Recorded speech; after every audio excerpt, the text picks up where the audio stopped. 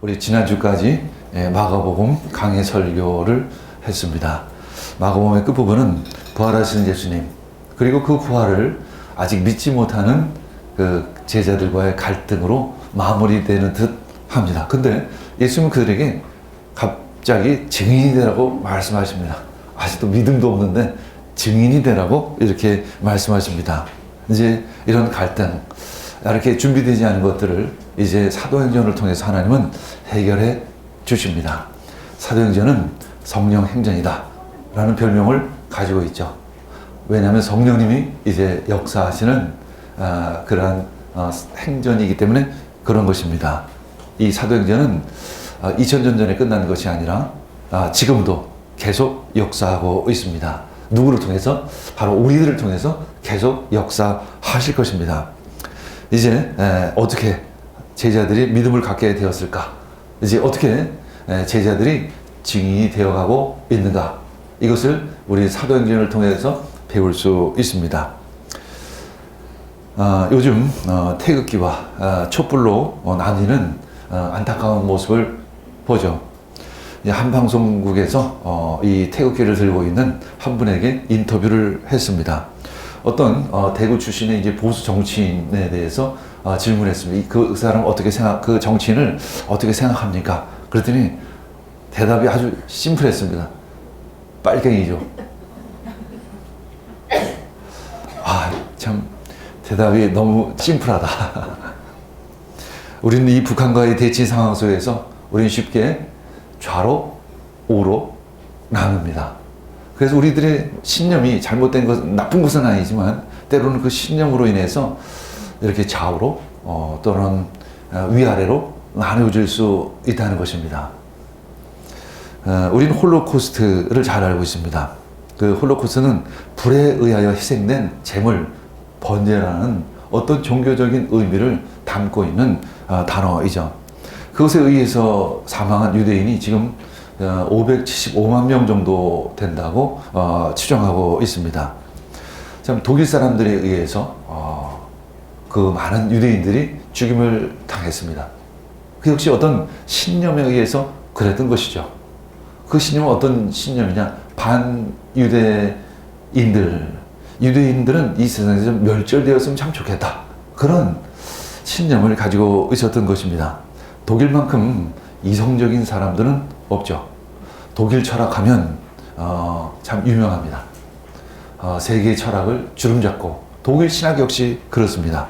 뭐 칸트, 샬링, 헤겔, 니체 이런 철학자들, 아주 쟁쟁한 철학자를 낳은 나라 바로 독일이죠. 또한 독일 문학 역시 또 음악, 바하, 베토벤, 바그너 우리가 다 알고 있는 그런 아주 위대한 음악가들을 배출한 나라이기도 합니다.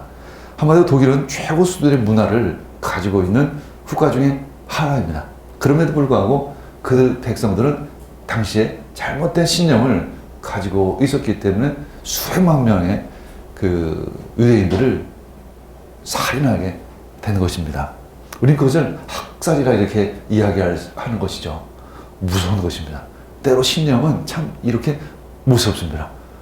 그 당시 종교 지도자들 역시 어떤 신념에 의해서 예수님을 십자가에 못 박았을 것입니다. 우린 기독교 안에도 장로교인, 감리교인, 침례교인, 오순절 교인 이렇게 나름대로 있습니다. 교단이 나쁘다는 것이 아닙니다. 그러나 우리는 이 교단을 넘어서 그리스도인이 되어지는 것이 우리의 목표가 되어야 합니다. 사실 우리는 장로교인 가정에서 태어나면 내가 선택하지 않아도 장로교인이 됩니다. 어쩌다 전도받아서 갔던 교회가 침례교회면 나는 그냥 침례교인이 됩니다. 그리고 나름대로의 그냥 신조를 갖게 되어집니다. 오순절 교단의 신조를 갖기도 하고 또는 장로 교단의 신조를 갖게 되기도 합니다. 그리고 그것과 좀 다른 것은 거부합니다. 제한합니다. 때로는 비판합니다. 물론 비판을 받을 만한 잘못된 교리라면 비판을 받아야 되겠지만 충분히 성경적이라고 한다면 우리는 그것을 받아들이고 또 그것을 통해서 우리는 성숙하고 성장해 나가야 하는 것이죠. 우린 믿음으로 구원을 받지만 또 우리 삶을 통해 하나님을 드러내야 합니다. 오순절 교단의 성도는 이제 성령의 인도하심을 받아 말씀을 깨닫고 말씀에 순종하는 삶을 살아가야 합니다. 또 말씀 중심의 그 장로 교단의 교인들은 이 어떤 성령님의 역사하심도 받아들이고 그 성령님의 인도하심을 따라 또 삶을 살아가야 하는 것이죠. 이렇게 함으로 말미암아 자신의 신앙을 좀 더 풍성하게, 자신의 신앙을 좀 더 성장시켜 나아가야 하는 것입니다. 그것이 성경 안에서 하나님의 뜻 안에 있는 말씀이라면 우리는 받아들이고 나의 신앙을 풍성하게 해 나가야 하는 것입니다. 그래서 이것이 바로 신앙의 여정이 되어지는 것입니다. 마치 초등학생, 중학생, 고등학생, 대학생 그리고 사회로 나가서 철이 들고 성장하는 것처럼 신앙 역시 성장해야 하는 것입니다. 머물러서는 안 됩니다. 우린 끊임없이 천국에 갈 때까지 자라가야 하는 것입니다. 우리 겨자씨만한 작은 믿음이 자라서 큰 나무가 되듯이 우리는 끊임없이 우리들의 신앙은 확장되고 성장되어야 하는 것이죠. 이 사도행전은 우리들에게 그 모습을 보여주시고 계십니다. 특별히 사도행전은 성령님이 우리들을 어떻게 이끄시는지 그리고 어떻게 증인되게 하시는지를 보여주시고 계십니다. 우리 사도행전 1장 1절에서 2절 말씀 읽겠습니다. 데오빌로님, 나는 첫 번째 책에서 예수께서 행하시고 가르치신 모든 일을 다루었습니다.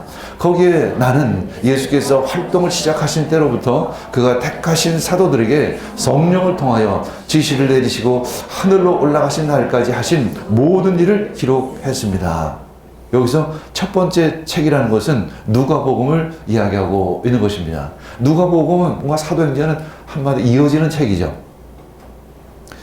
특별히 이 사도행전을 시작하면서 데오빌로님 이렇게 하면서 누구에겐가 전달을 하고자 하는 말씀이었습니다. 한마디로 이것은 역사적인 책이고 실제 하는 것을 기록한 책이라는 것을 의미합니다.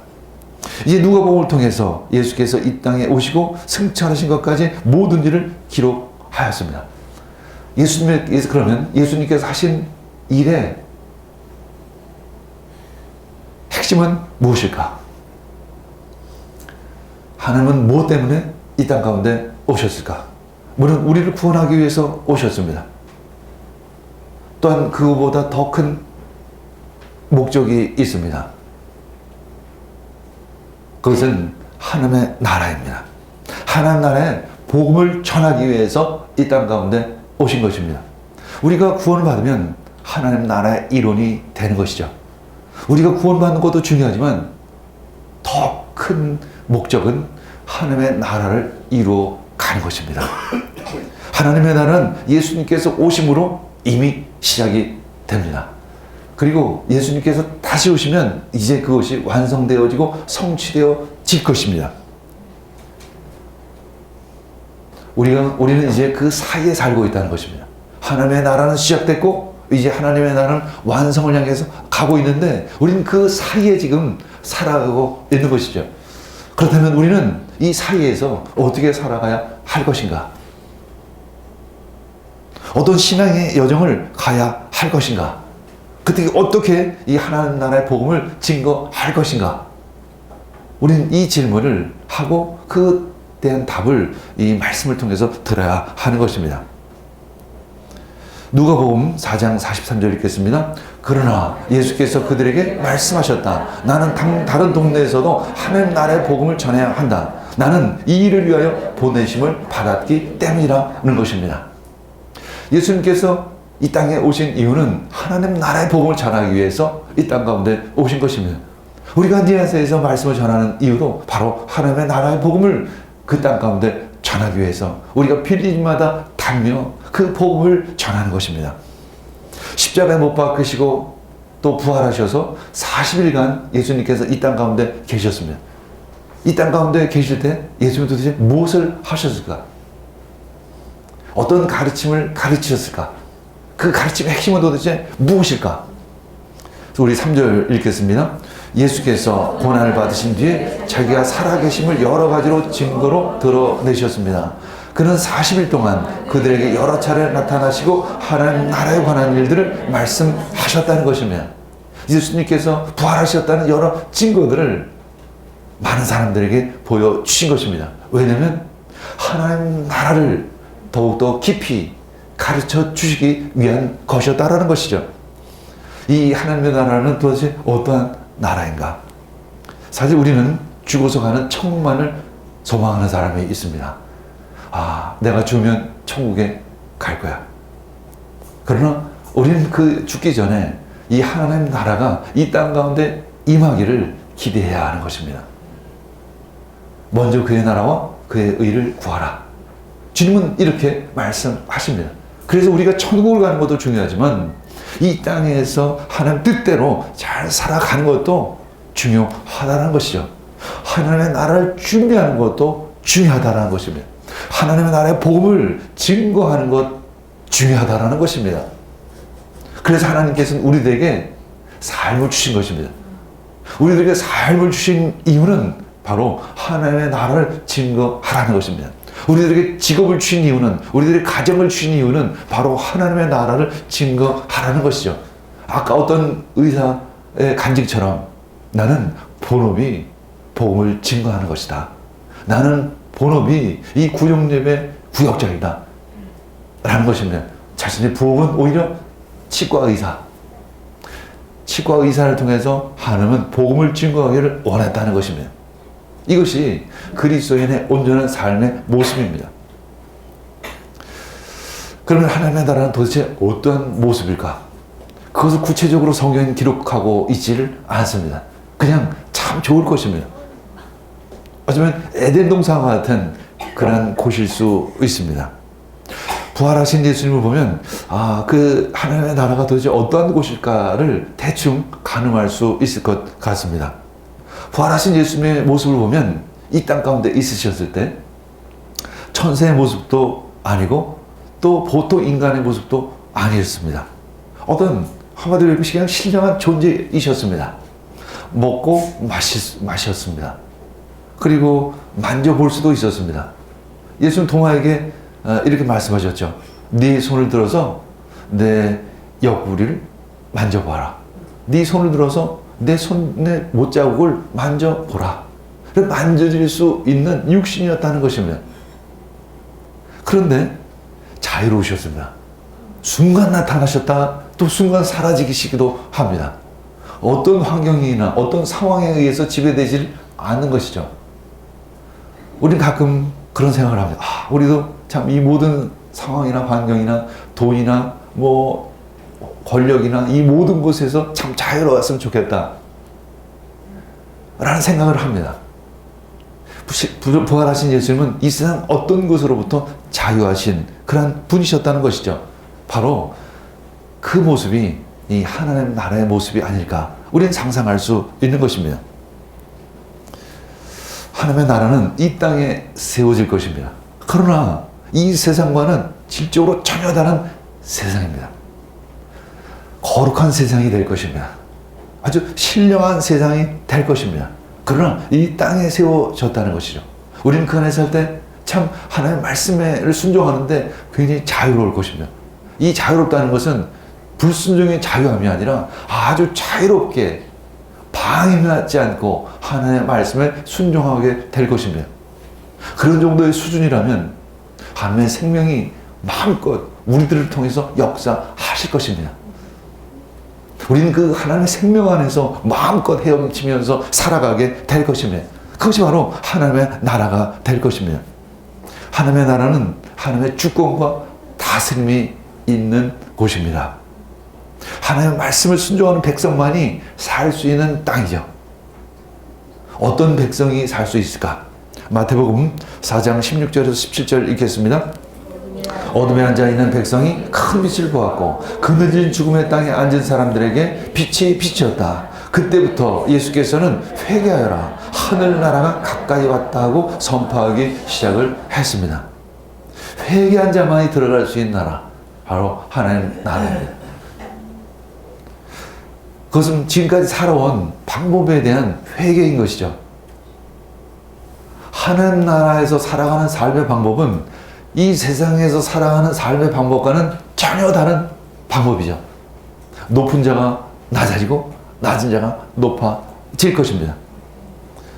그래서 마태복음 5장에는 산상수훈을 통해서 예수님이 하나님 나라의 백성의 특징을 이야기하고 계십니다.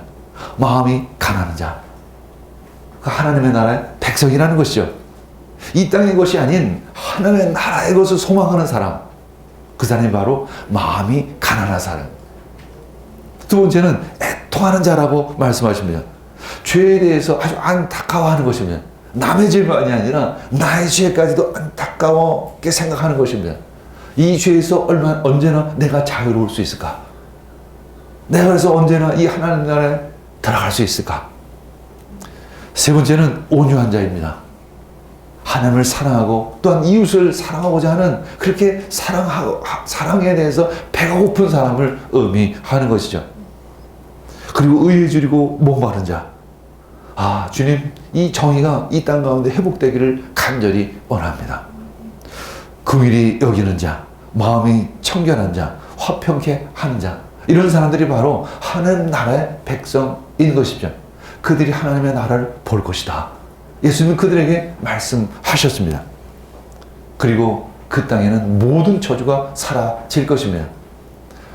이 땅은 이 저주받은 땅이에요, 사실은. 왜? 우리들의 죄로 말미암아 하나님께서 이 땅을 저주하신 것이며, 그 저주는 어떤 저주일까? 하나님의 축복이 끊어진 땅, 바로 그것이 저주받은 땅인 것입니다. 왜냐하면 하나님께서는 우리들을 통해서 이 땅을 축복하기를 원하시는 것입니다. 그래서 하나님은 우리들을 구원하신 것입니다. 하나님은 우리들을 통해서, 우리들의 손을 통해서, 우리들의 삶을 통해서 이 땅을 축복하기를 원하십니다. 하나님의 생명을 한없이 흘려보내기를 원하시는 것입니다. 우리를 통해서 이 땅의 모든 저주가 사라지게 될 것입니다. 계시록 21장 4절 읽겠습니다.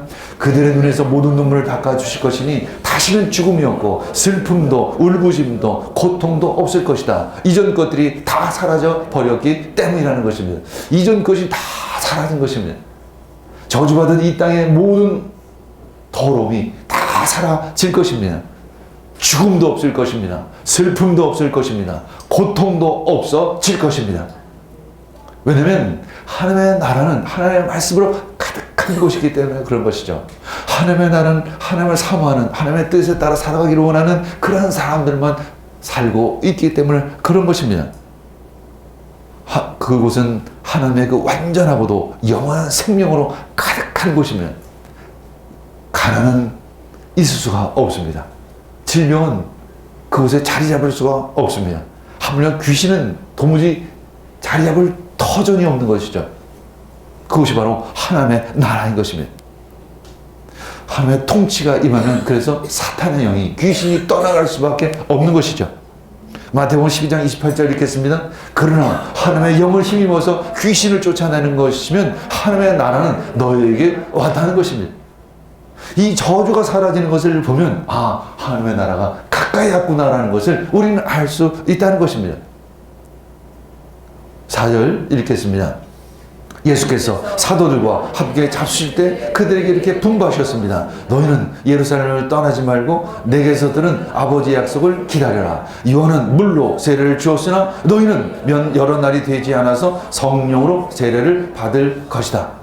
예수는 제자들과 함께 식탁교제를 나누셨습니다. 그리고 분명히 하나님 나라에 대한 얘기를 하셨겠죠. 그러면서 내가 너희들에게 한 가지 약속을 하겠다. 내가 너희들이 믿음이 없는 줄을 안다. 이제 너희들이 증인이 될 수 있는 능력을 내가 주겠다. 내가 너희에게 약속한다. 그 약속은 바로 성령님이시다. 때가 되면 너희들에게 성령으로 세례를 베풀리라. 그리고 그것을 기다리라는 것입니다. 간절히 기다리라는 것입니다. 기도하면서 기다리는 것이죠. 500명의 제자들에게 이 약속을 하셨으면, 그러나 오순절날 다락방에 그것을 사모하며 기다린 사람은 120명의 제자들 뿐이었습니다. 도대체 380명은 어디에 갔을까? 그들은 그 약속을 믿지 않았던 것입니다. 그러나 우리는 그 약속을 믿어야 하는 것입니다. 그래서 우리는 이곳에 있는 것입니다. 이곳에서 우리는 간절히 그 약속을 사모하는 것이죠. 하나님의 나라는 겨자씨와 같은 아주 작은 것으로 시작된다는 것입니다. 어떤 율법학자의 질문에 대해서 예수님은 이렇게 말씀하십니다. 하나님의 나라가 어디 있는가? 바로 너희 안에 있다. 그 하나님의 나라는 바로 우리 안에서부터 시작되어지는 것입니다. 하나님 우리 마음에 그 말씀의 씨앗을 뿌려주시는 것입니다. 아주 작은 믿음을 뿌려주십니다. 그리고 거기에다 성령을 부어주십니다. 그러면 그 성령님이 그 우리들의 믿음을 키워 가시는 거죠.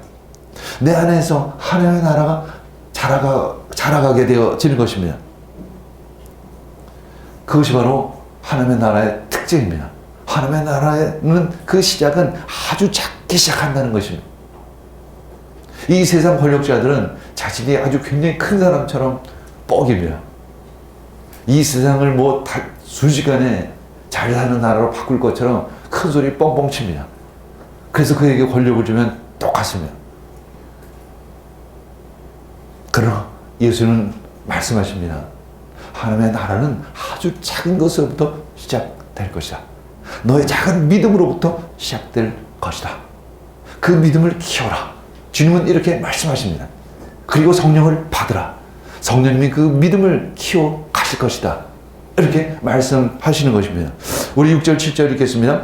사도들이 한 자리에 모였을 때 예수께서 여쭈었다. 주님께서 이스라엘에게 나를 되찾으실 때가 바로 지금입니까? 예수께서 그들에게 말씀하셨다. 때나 시기는 아버지께서 아버지의 권한으로 정하신 것이니 너희가 알 바 아니라. 이제 제자들은 부활하신 주님과 함께 식사 교제를 나누면서 예수님이 하나님 나라에 대해서 이야기하니까 이들의 생각은 다시 자신의 신념 안에서 그 하나님의 말씀을 받는 것이죠. 그럼 이스라엘이 해방되어지는 것이 언제죠? 지금 예수님이 말씀하신 그 하나님의 나라가 바로 이스라엘이 회복되어지는 것을 의미하는 것입니까? 이렇게 질문을 하는 것이죠. 그러나 예수님은 이스라엘보다 더 큰 나라를 지금 생각하고 계시는 것이죠. 8절 읽겠습니다. 그러나 성령이 너희에게 내리시면 너희는 능력을 받고 예루살렘과 온 유대와 사마리아에서 그리고 마침내 땅끝까지 이르러 내 증인이 될 것이다. 예수님은 그 제자들에 대한 대답에 대해서 분명하게 답을 하지 않으십니다. 왜 분명하게 답을 하지 않으셨을까? 아닙니다. 이미 답은 다 주셨습니다. 단지 제자들이 그것을 깨닫지 못하고 있었을 뿐이죠. 왜? 자신의 생각, 자신의 관념 안에서 모든 것을 해석하려고 했던 것입니다. 이것이 분석의 영입니다.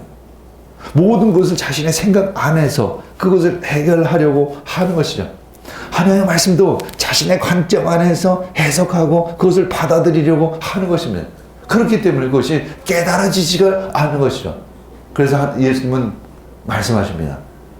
그냥 참말 말고 기다리라는 것이죠.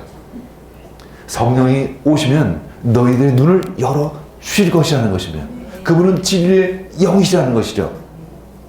이제 너희들 가운데 영적인 돌파가 일어날 것입니다. 눈이 열려질 것이라는 것이죠. 너희들의 생각이 활짝 열려질 것이라는 것이죠. 너희들은 지금 시야가 굉장히 좁게 오직 너희들이 가지고 있는 그 작은 꿈, 이스라엘이 해방되어지는 그 꿈에만 초점이 맞춰져 있어서 진정 하나님의 나라를 볼 수 없지만 때가 되면 하나님의 마음을 너희에게 부어주시면 하나님의 영을 너희들에게 보여주시면 너희 눈이 활짝 열려지게 될 것이라는 것입니다. 신앙의 대변혁이 일어나게 될 것이라는 것이죠. 아주 위대한 믿음을 갖게 될 것이라는 것입니다. 너희들이 지금은 부활한 나조차 믿을까 말까 오락가락하고 있지만 성령님이 너희 가운데 임하시면 너희들은 위대한 신앙인이 될 것이고 위대한 그 강력한 증인이 될 것이라는 것입니다. 왜냐하면 너희들은 위로부터 거듭난 자가 될 것이라는 것입니다. 성령으로 세례를 받게 될 것이라는 것입니다. 위로부터 능력을 받게 될 것이라는 것. 이제 예루살렘으로부터 시작해서 물론 시작은 예루살렘, 이 이스라엘에서 시작하지만 이 복음이 이 땅끝까지 모든 열방으로 나아가게 될 것이다. 아직은 너희들이 준비가 되지 않았지만 성령님이 임하시면 너희들은 내 증인이 될 것이다. 이렇게 약속하고 계시는 것입니다. 마태복음 13장 32절 읽겠습니다. 저희가 지는 어떤 씨보다 더 작은 것이면 자라면 어떤 풀보다 더 커져서 나무가 된다. 그리하여 공중의 새들이 와서 그 가지에 깃들인다. 마치 겨자씨처럼 작은 그 말씀이 내 안에 뿌려졌지만, 그것이 처음엔 아주 작지만 성령님이 우리 안에 들어오셔서 말씀을 살찌우신다는 것입니다. 말씀을 점점 키우신다는 것이죠. 때가 되면 싹이 나고, 때가 되면 가지로 자라고, 때가 되면 큰 나무로 자라서 그 나무 가운데 열매가 주렁주렁 맺혀지게 될 것이고, 이제 공중의 새들이 와서 그 가지에 깃들 정도의 큰 나무가 될 것이라는 것입니다. 너희들이 증인이 될 것이다. 내 안에서 하나님의 나라가 싹트기 시작을 합니다. 하나님의 나라가 내 안에서 자라나기 시작을 합니다. 우리가 그것을 포기로 합니다. 신앙은 계속 성장해 가야 합니다. 우리들의 믿음은 계속 자라가야 합니다. 그래서 예수님은 우리들에게 성령을 약속하신 것이고, 믿는 자에게 모든 이에게 성령을 부어 주시는 것입니다. 성령님이 우리들의 믿음을 키워 가실 것입니다. 성령님이 우리들에게 열매를 주실 것입니다. 우리는 그것을 성령의 열매라고 이야기하고 있습니다. 우리가 성령의 열매를 맺어줄 때 우리는 세상에 빛이 되는 것입니다. 세상에 소금이 되어지는 것이죠. 그것이 바로 증인의 삶이 되어집니다. 우리는 좀 더 적극적으로 열방으로 나아가서 우리 이웃들에게 하나님 나라의 복음을 전하게 되어집니다. 이 적극적인 전도자의 사명을 감당하게 되어지는 것이죠. 아멘. 너희는 나의 증인이 되리라. 예수님은 이렇게 약속하셨습니다. 성령을 기다리라. 성령을 기다리라. 주님은 우리들에게 이렇게 말씀하신 것입니다. 주의 말씀을 받기를 원합니다. 아멘. 주님의 약속을 마음에 간직하기를 원합니다. 아멘. 함께 기도하겠습니다. 주님 감사합니다. 오늘 능력의 말씀을 주시니 감사합니다. 생명의 말씀을 주시니 감사합니다. 말씀이 내 심령 가운데 뿌려져서 그것이 자라나기를 원합니다. 성령님 오시옵소서. 내 심령 가운데 오셔서 그 나의 믿음을 자라나게 하여 주시고 열매 맺게 하여 주시옵소서. 성령의 풍성한 열매로 열매 맺기를 원합니다. 그래서 나의 삶이 하나님 나라의 복음의 증거가 되기를 원합니다. 이 모든 말씀 예수님의 이름으로 기도합니다. 아멘.